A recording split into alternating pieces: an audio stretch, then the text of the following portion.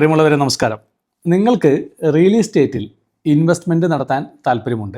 പക്ഷേ എവിടെയാണ് ആ റിയൽ എസ്റ്റേറ്റ് ഇൻവെസ്റ്റ്മെൻറ്റ് നടത്തേണ്ടത് എന്നതിനെക്കുറിച്ച് ധാരണയില്ലെങ്കിൽ ഈ വീഡിയോ നിങ്ങൾക്കുള്ളതാണ്.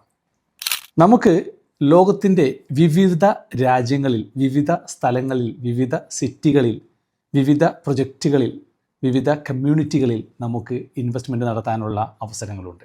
അത്തരത്തിലുള്ള ഏതൊക്കെ രാജ്യങ്ങളിൽ, സിറ്റികളിൽ നമുക്ക് ഇൻവെസ്റ്റ്മെൻറ്റ് നടത്താം എന്ന് നമുക്കൊന്ന് പരിശോധിക്കാം. വിഷയത്തിലേക്ക് കടക്കുന്നതിന് മുമ്പ് നിങ്ങൾ ആദ്യമായിട്ടാണ് ഈ ചാനൽ കാണുന്നതെങ്കിൽ ദയവായിട്ട് സബ്സ്ക്രൈബ് ചെയ്യുക മറക്കരുത്. സാമ്പത്തിക വിഷയങ്ങളിലുള്ള വിവിധ സബ്ജക്റ്റുകളെ ഉൾക്കൊള്ളിച്ചുകൊണ്ടുള്ള ഒരു ചാനലാണ് ഇത്. പ്രത്യേകിച്ച് നമുക്ക് ലഭിക്കുന്ന സമ്പാദ്യം എങ്ങനെയാണ് സേവ് ചെയ്യേണ്ടത് എന്നും ആ സമ്പാദിച്ച പണം ഏതൊക്കെ മേഖലയിലാണ് ഇൻവെസ്റ്റ്മെൻറ്റ് നടത്തേണ്ടതെന്നും അത് ഇൻവെസ്റ്റ്മെൻറ്റ് നടത്തുമ്പോൾ എന്തൊക്കെ കാര്യങ്ങളാണ് നിങ്ങൾ ശ്രദ്ധിക്കേണ്ടത് എന്നുമാണ് പ്രധാനമായിട്ടും ഈ ചാനലിലൂടെ ഞാൻ കൈകാര്യം ചെയ്യുന്നത്. പ്രത്യേകിച്ച് റിയൽ എസ്റ്റേറ്റുമായി ബന്ധപ്പെട്ടുകൊണ്ടും റിയൽ എസ്റ്റേറ്റിൽ ഇൻവെസ്റ്റ്മെൻറ്റ് ചെയ്യുമ്പോഴും സാധാരണ ആളുകൾക്ക് സംഭവിക്കുന്ന അബദ്ധങ്ങളിൽ നിന്നും എല്ലാം വ്യത്യസ്തമായിട്ട് എത്തരത്തിൽ റിയൽ എസ്റ്റേറ്റിൽ മികച്ച രീതിയിലുള്ള ഒരു ഇൻവെസ്റ്റ്മെൻറ്റ് നടത്താമെന്നും റിയൽ എസ്റ്റേറ്റിൻ്റെ വിവിധ മേഖലയുമായി ബന്ധപ്പെട്ടുള്ള വീഡിയോകളും ഈ ചാനലിൽ നിങ്ങൾക്ക് കാണാൻ സാധിക്കും. ആയതിനാൽ നിങ്ങൾ ആദ്യമായിട്ടാണ് ഈ ചാനൽ കാണുന്നതെങ്കിൽ ദയവായിട്ട് ഇതിനു മുമ്പുള്ള വീഡിയോകളും കാണാൻ ശ്രമിക്കുക. ചാനൽ സബ്സ്ക്രൈബ് ചെയ്യാൻ മറക്കരുത്. എവിടെയാണ് നാം റിയൽ എസ്റ്റേറ്റിൽ ഇൻവെസ്റ്റ്മെൻറ്റ് നടത്തേണ്ടത്? നമ്മളിൽ പലർക്കും സംശയമുള്ള ഒരു കാര്യമാണ്. ഈ വിഷയം പഠിക്കുമ്പോൾ ആദ്യമായിട്ട് മനസ്സിലാക്കേണ്ടത് നമ്മൾ റിയൽ എസ്റ്റേറ്റിൽ ഇൻവെസ്റ്റ്മെൻറ്റ് നടത്തേണ്ടത് കൃത്യമായ പഠനത്തിന് ശേഷം മാത്രമായിരിക്കണമെന്നുള്ളതാണ്. അപ്പോൾ നമ്മൾ ഒരു രാജ്യം, ഒരു സിറ്റി റിയൽ എസ്റ്റേറ്റിൽ ഇൻവെസ്റ്റ്മെൻറ്റ് നടത്താൻ സെലക്ട് ചെയ്യുകയാണെങ്കിൽ ശ്രദ്ധിക്കേണ്ട കുറച്ച് കാര്യങ്ങളാണ് ആദ്യമായിട്ട് ഞാൻ നിങ്ങളോട് പങ്കുവയ്ക്കുന്നത്.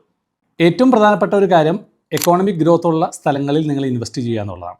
നല്ല സ്ട്രോങ് ആയിട്ടുള്ള GDP ഗ്രോത്ത് ഉള്ള ബിസിനസ്സുകാരെയും അതുപോലെ തന്നെ ഇൻവെസ്റ്റേഴ്സിനെയും റെസിഡൻസിനെയും ഒക്കെ അട്രാക്റ്റ് ചെയ്യുന്ന ഒരു സിറ്റിയിലോ ഒരു രാജ്യത്തോ നിങ്ങളുടെ ഇൻവെസ്റ്റ്മെൻറ്റ് ആയിരിക്കാൻ ശ്രദ്ധിക്കുക എന്നുള്ളതാണ് ഏറ്റവും പ്രധാനപ്പെട്ട ഒരു കാര്യം എന്നുള്ളത്.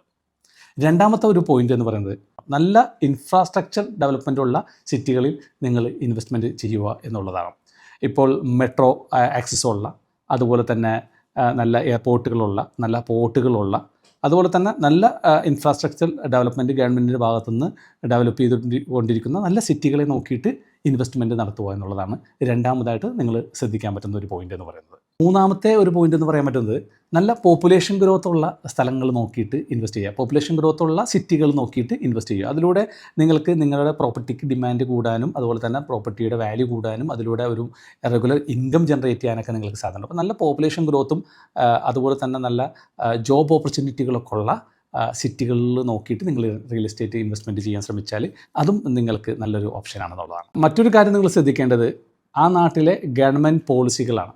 അതൊരു ഇൻവെസ്റ്റർ ഫ്രണ്ട്ലി ആയിട്ടുള്ള രാജ്യമാണോ, അതുപോലെ തന്നെ മികച്ച രീതിയിലുള്ള സപ്പോർട്ടുകൾ ഈ റിയൽ എസ്റ്റേറ്റ് ഇൻവെസ്റ്റേഴ്സിന് ആ രാജ്യം നൽകുന്നുണ്ടോ, പ്രത്യേകിച്ചുള്ള എന്തെങ്കിലും റെസിഡൻസ് ഓപ്ഷൻ, അതുപോലെ തന്നെ പാസ്പോർട്ട്, അതല്ല ലോങ് ടൈം വിസ, അതുപോലെ തന്നെ എന്തെങ്കിലും ഒരു പ്രത്യേക ഫെസിലിറ്റിയോ സൗകര്യങ്ങളൊക്കെ ഇൻവെസ്റ്റേഴ്സിന് നൽകുന്ന അത്തരത്തിലുള്ള ഗവൺമെൻറ് പോളിസികളൊക്കെ ഉള്ള ഒരു രാജ്യത്തായാൽ അത് തീർച്ചയായിട്ടും ആ രാജ്യം കൃത്യമായിട്ട് റിയൽ എസ്റ്റേറ്റിൽ അതിനെ പ്രൊമോട്ട് ചെയ്യുന്ന ഒരു രാജ്യമായതുകൊണ്ട് തന്നെ റിയൽ എസ്റ്റേറ്റിലേക്ക് ഒരുപാട് സാധ്യതകളുണ്ടാവാൻ സാധ്യതകളുകൊണ്ട് തന്നെ അത്തരം സ്ഥലങ്ങളിൽ നിങ്ങൾക്ക് ഇൻവെസ്റ്റ്മെൻറ്റിന് വേണ്ടി നിങ്ങൾക്ക് തീർച്ചയായിട്ടും സെലക്ട് ചെയ്യാം. പിന്നെ ശ്രദ്ധിക്കേണ്ട ഏറ്റവും പ്രധാനപ്പെട്ട ഒരു കാര്യമാണ് മാർക്കറ്റിൽ ഡിമാൻഡ് ഉണ്ടോ എന്നുള്ളതാണ്. ഏതൊരു രാജ്യത്തും ഏതൊരു സിറ്റിയിലും നിങ്ങൾ ഇൻവെസ്റ്റ്മെൻറ്റ് നടത്തുകയാണെങ്കിൽ നമ്മുടെ ഈ റിയൽ എസ്റ്റേറ്റിന് ആ മാർക്കറ്റിൽ ഡിമാൻഡ് ഉണ്ടോ, സ്വാഭാവികമായിട്ടുള്ള ഒരു ഗ്രോത്ത് അതിലുണ്ടാവാൻ സാധ്യതയുണ്ടോ, ഒരു പ്രോപ്പർ ഇൻകം അതിലൂടെ ഉണ്ടാകുമ്പോൾ, അതുപോലെ തന്നെ നമ്മുടെ വാല്യൂ ഓരോ വർഷം കഴിയുമ്പോൾ കൂടാൻ സാധ്യതയുള്ള ഡിമാൻഡുള്ള മാർക്കറ്റുള്ള ഒരു സ്ഥലത്താണോ നിങ്ങൾ ഇൻവെസ്റ്റ്മെൻറ്റ് നടത്തുന്നത് എന്ന് കൂടി ശ്രദ്ധിച്ചാൽ നല്ലൊരു ഇൻവെസ്റ്റ്മെൻറ്റായി അത് മാറുക തന്നെ ചെയ്യും. അങ്ങനെയുള്ള സ്ഥലങ്ങളെയാണ് നിങ്ങൾ ഇൻവെസ്റ്റ്മെൻറ്റിന് വേണ്ടി പൊതുവെ നിങ്ങൾ സെലക്ട് ചെയ്യേണ്ടത്. അടുത്ത പ്രധാനപ്പെട്ട ഒരു കാര്യം, ഒരു ഇൻവെസ്റ്റ്മെൻറ്റിന് വേണ്ടി നിങ്ങൾ ഒരു സ്ഥലം സെലക്ട് ചെയ്യുമ്പോൾ ആ നാട്, ആ രാജ്യം എങ്ങനെയുള്ളൊരു രാജ്യമായിരിക്കണം എന്നുള്ളതാണ്. അപ്പോൾ നമുക്ക് ലോകത്തിൻ്റെ വിവിധ സ്ഥലങ്ങളിൽ, വിവിധ രാജ്യങ്ങളിൽ നിങ്ങൾക്ക് ഇൻവെസ്റ്റ്മെൻറ്റ് നടത്താം. പക്ഷേ ഒരു രാജ്യത്തെ നിങ്ങൾ സെലക്ട് ചെയ്യുമ്പോൾ കൃത്യമായിട്ടുള്ള കൃത്യമായിട്ടുള്ള ഒരു വിഷനുള്ള ഒരു രാജ്യത്തിലായിരിക്കണം നിങ്ങൾ ഇൻവെസ്റ്റ്മെൻറ്റ് നടത്തേണ്ടത്. ഇപ്പോൾ നിങ്ങൾക്കറിയാൻ സാധിക്കും, നല്ല വിഷനറിയുള്ള ഭരണാധികാരികൾ ഭരിക്കുന്ന രാജ്യങ്ങളിൽ അവർക്ക് കൃത്യമായിട്ടുള്ള ഒരു വിഷൻ 2030, 2040, 2050 എന്നൊക്കെ പറഞ്ഞിട്ട് അവർ കൃത്യമായിട്ടുള്ള ഒരു പ്ലാനുകളും പ്രൊജക്റ്റുകളൊക്കെ ഓൾറെഡി ഡിക്ലെയർ ചെയ്തിട്ടുണ്ടാവും. അങ്ങനെയുള്ള രാജ്യങ്ങൾ ഏതൊക്കെയാണ് എന്ന് നോക്കിയിട്ടാണ് നിങ്ങൾ ഇൻവെസ്റ്റ്മെൻറ്റ് നടത്തണമെന്നുണ്ടെങ്കിൽ തീർച്ചയായിട്ടും അത് റിയൽ എസ്റ്റേറ്റിൽ നിങ്ങളുടെ ഇൻവെസ്റ്റ്മെൻറ്റിൻ്റെ ഏറ്റവും വലിയ ഒരു അവസരമായിരിക്കും എന്നുള്ളതാണ്. എക്സാമ്പിളായിട്ട് 1-2 രാജ്യങ്ങളെ പറ്റി പറയുകയാണെങ്കിൽ, ഒന്നിപ്പോൾ യു എയുടെ ഒരു വിഷൻ 2030, അതുപോലെ തന്നെ വിഷൻ 2040, വിഷൻ 2050 എന്ന് പറഞ്ഞിട്ടുള്ള ഡിഫറെൻറ്റ് വിഷനുകളും ഓരോ ഇയർ തീരുമ്പോൾ ഇൻഫ്രാസ്ട്രക്ചറിലും മറ്റു ഡെവലപ്മെൻറ്റിലും എവിടെയൊക്കെയാണ് എത്തുക എന്നുള്ളതിനെപ്പറ്റി ഇവിടുത്തെ ഭരണാധികാരികൾ കൃത്യമായിട്ടൊരു വിഷൻ ഡെവലപ്പ് ചെയ്തിട്ടുണ്ടെന്നുള്ളതാണ്. അപ്പോൾ അത്തരത്തിലുള്ള ഒരു വിഷനൊക്കെ ഉള്ള ഒരു രാജ്യത്താണ് നിങ്ങൾ ഇൻവെസ്റ്റ്മെൻറ്റ് നടത്തണമെന്നുണ്ടെങ്കിൽ ഓട്ടോമാറ്റിക്കായിട്ട് സ്വാഭാവികമായിട്ടും നിങ്ങളുടെ ഇൻവെസ്റ്റ്മെൻറ്റിലും നല്ലൊരു ഗ്രോത്ത് ഉണ്ടാവും. അതുപോലെ തന്നെ മറ്റൊന്ന് ആണ് സൗദി അറേബ്യയിൽ. ഇപ്പോൾ പുതിയതായിട്ട് സൗദി അറേബ്യ കൃത്യമായിട്ട് വിഷൻ 2030, സൗദി അറേബ്യയിൽ പുതിയതായിട്ട് വരുന്ന നിയോം സിറ്റി, അതിന് ചുറ്റുപാടും വരുന്ന പുതിയ ഡെവലപ്മെൻറ്റുകൾ, അപ്പോൾ അത്തരത്തിലുള്ള സ്ഥലങ്ങൾ ഫോക്കസ് ചെയ്യാം. അതുപോലെ തന്നെ ചൈനയിലുള്ള അർബനൈസേഷൻ 2030 എന്ന് പറഞ്ഞിട്ടുള്ള വിഷൻ, പിന്നെ നമുക്ക് കാനഡയിലുള്ള ഹൗസിംഗ് പ്ലാൻ 2030 എന്ന് പറഞ്ഞിട്ടുള്ള ഒരു വിഷൻ, അതുപോലെ തന്നെ തുർക്കിയിലുള്ള അവരുടെ ഒരു വലിയൊരു വിഷൻ 2025 പ്ലസ് അതിനുശേഷമുള്ള വർഷത്തേക്കുള്ള അവരുടെ വിഷനറി. അങ്ങനെ ചില രാജ്യങ്ങളൊക്കെ പ്രോപ്പറായിട്ടുള്ളൊരു വിഷൻ ഡെവലപ്മെൻറ്റും അതിലൂടെ പുതിയ പുതിയ സിറ്റികളുടെ ഡെവലപ്മെൻറ്റും പുതിയ പുതിയ ഏരിയകളുടെ ഡെവലപ്മെൻറ്റുകളൊക്കെ ചെയ്യുന്നുണ്ടാവും. അത്തരം രാജ്യങ്ങളെ പറ്റിയൊക്കെ പഠിച്ച് അവിടെയൊക്കെ അതിൻ്റെ സാധ്യതകളുണ്ടോ എന്ന് നോക്കിയതിന് ശേഷം റിയൽ എസ്റ്റേറ്റിൽ നിങ്ങളൊരു ഇൻവെസ്റ്റ്മെൻറ്റ് നടത്തിയാൽ നിങ്ങൾക്ക് അതൊരു നല്ലൊരു ഇൻവെസ്റ്റ്മെൻറ്റ് ആയിരിക്കും എന്നുള്ളതിൽ യാതൊരു സംശയവുമില്ല. ഇനി നല്ല രാജ്യങ്ങൾ സെലക്ട് ചെയ്ത് കഴിഞ്ഞാൽ അതിൽ ഏറ്റവും ഇമ്പോർട്ടൻ്റ് ആണ് ആ രാജ്യങ്ങളിൽ ഏത് സിറ്റികൾ നിങ്ങൾ ചൂസ് ചെയ്യണമെന്നുള്ളത്. ഇപ്പോൾ UAE തന്നെ നിങ്ങൾ സെലക്ട് ചെയ്യുകയാണെങ്കിൽ UAEയിൽ എവിടെ? ദുബായ്. ഓഫ് കോഴ്സ് ദുബായ് ആണ് എല്ലാവരും പെട്ടെന്ന് പറയുന്നൊരു പേര് അല്ലേ. എന്തുകൊണ്ട് ദുബായ്? ദുബായിയുടെ ഏറ്റവും വലിയ പ്രത്യേകത എന്ന് പറഞ്ഞാൽ ദുബായിൽ 2023-24 കാലഘട്ടത്തിലെ ദുബായിയുടെ ഗ്രോത്താണ്. അപ്പോൾ ആ ഗ്രോത്ത് ഏകദേശം ഒരു 6% മേളിലാണ് എന്നുള്ളതാണ്. അതുപോലെ തന്നെ ദുബായിലെ മറ്റൊരു കാര്യം പറയുകയാണെങ്കിൽ റിയൽ എസ്റ്റേറ്റിൽ ദുബായിൽ ടാക്സ് ഫ്രീ ആണ് എന്നുള്ളതാണ്. അതുപോലെ തന്നെ ഏറ്റവും ഇമ്പോർട്ടൻ്റ് ആയിട്ടുള്ള കാര്യം വേൾഡ് ക്ലാസ് ഇൻഫ്രാസ്ട്രക്ചർ ഓരോ വർഷവും അവരിങ്ങനെ എക്സ്പാൻഡ് ചെയ്ത് വരികയാണ്. മറ്റൊരു കാര്യം റെൻ്റൽ ഈൽഡായിട്ട് ദുബായിയുടെ ഒരു ആവറേജ് എന്ന് പറയുന്നത് 6 to 9, 6 to 10 ആ ലെവലിൽ റെൻ്റൽ ഈൽഡ് കിട്ടുന്നുണ്ടെന്നുള്ള. അപ്പോൾ ഇത്തരത്തിലുള്ള കാര്യങ്ങളൊക്കെ ദുബായിനെ ഇങ്ങനെ മികച്ചതായിരിക്കണം. അപ്പോൾ ആ ഒരു ലെവലിൽ നിങ്ങൾ സെലക്ട് ചെയ്യുന്ന സ്ഥലങ്ങൾ മികച്ച സിറ്റികളും ആയിരിക്കാൻ എപ്പോഴും ശ്രമിക്കുക എന്നുള്ളതാണ്.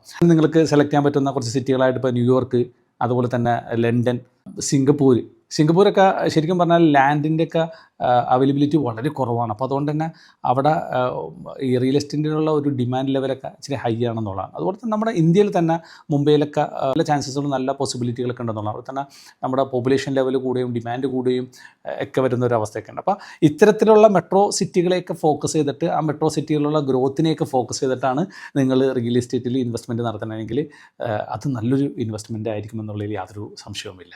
അടുത്ത ഒരു ഇമ്പോർട്ടൻ്റ് ആയിട്ടുള്ള കാര്യം, നിങ്ങൾക്ക് ഏതൊരു പ്രൊജക്റ്റിൻ്റെയും തുടക്കത്തിൽ ഇൻവെസ്റ്റ്മെൻറ്റ് നടത്തിയാൽ അത് നിങ്ങളുടെ ഒരു നല്ലൊരു ഇൻവെസ്റ്റ്മെൻറ്റ് ആയിക്കോളും. അത് ഏതൊരു സിറ്റിയിലായാലും, ഈ നേരത്തെ പറഞ്ഞ രാജ്യങ്ങളിലായാലും സിറ്റികളിലായാലും അവിടെയൊക്കെ ഡിഫറെൻറ്റ് പ്രൊജക്റ്റുകൾ വരുന്നുണ്ടാവും. ആ പ്രൊജക്റ്റുകൾക്കൊക്കെ ഒരു കൃത്യമായ ഒരു വിഷൻ ഉണ്ടാവും. ഇപ്പോൾ ദുബായിൽ തന്നെ MR സൗത്തിൻ്റെയൊക്കെ ഒരു പ്രത്യേകത എന്ന് വെച്ചിട്ടുണ്ടെങ്കിൽ ഒരു 5 കൊല്ലത്തിൻ്റെ ഇടയിൽ പിന്നെ MR സൗത്തിൻ്റെ ആ ഭാഗത്ത് വരുന്ന പുതിയ എയർപോർട്ടിൻ്റെ ഒരു വിപുലീകരണം, അതുമായി ബന്ധപ്പെട്ടുകൊണ്ടുള്ളൊരു ഡിമാൻഡിങ് ഒക്കെ ദുബായിയുടെ ഒരു വലിയൊരു മൂവ്മെൻറ്റ്, അതായത് ദുബായിയുടെ ഒരു വലിയൊരു ഭാഗം ആ ഏരിയയിലേക്ക് മാറുകയാണ്. അപ്പോൾ അതുകൊണ്ട് തന്നെ MR സൗത്തിനൊക്കെ ഒരു വലിയൊരു ഗ്രോത്ത് അതിലൂടെ ഉണ്ടാവാൻ സാധിക്കും. അതുപോലെ തന്നെ ഇന്ത്യയിലുള്ള നമ്മുടെ നവി മുംബൈ ഏരിയയിലൊക്കെ ഉള്ള ഒരു ഡെവലപ്മെൻറ്റും കാര്യങ്ങളൊക്കെ.